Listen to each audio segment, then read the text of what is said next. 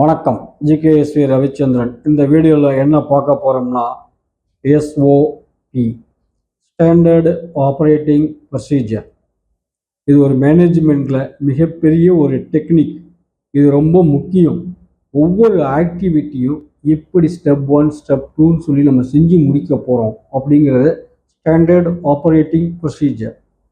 இது ஆரம்பத்தில் உங்களுக்கு இம்ப்ளிமெண்ட் பண்ணும்போது கொஞ்சம் கஷ்டமாக இருக்கும், அல்லது உங்களுடைய ப்ரொசீஜரை ரெகக்னைஸ் பண்ணுறதுக்கு மதிப்பு கொடுக்கறதுக்கு கொஞ்சம் நாள் ஆகும். ஆனால் உங்களுடைய எஸ்ஓபியை நல்ல விதமாக டெவலப் பண்ணி நல்ல விதமாக இம்ப்ளிமெண்ட் பண்ணிங்கன்னா இது உங்களுடைய பிஸ்னஸ்க்கு ஒரு ரெப்புடேஷனை உருவாக்கும், நல்ல ஒரு இமேஜ் உருவாக்கும், நல்ல மார்க்கெட்டிங் நேம் உருவாக்கும். இந்த எஸ்ஓபியை மகாபாரத யுத்தத்தில் பகவான் கிருஷ்ணர் சூப்பராக டெவலப் பண்ணுவார். 2 பேர்த்துக்கு இடையே தூது போய் தர்மருடைய யுத்தப்படையை அருமையாக ஆர்கனைஸ் பண்ணுவார்.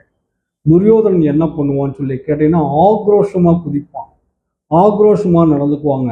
ஆனால் முறைப்படுத்தப்பட்ட திட்டமிட்டு அணிவகுத்து வந்த தர்மர் படை சின்ன படை தான், ஆனால் ஜெயிச்சிருச்சு. ஸோ எஸ்ஓபிக்கு அவ்வளவு வலிமை இருக்குது. நன்றி, வணக்கம்.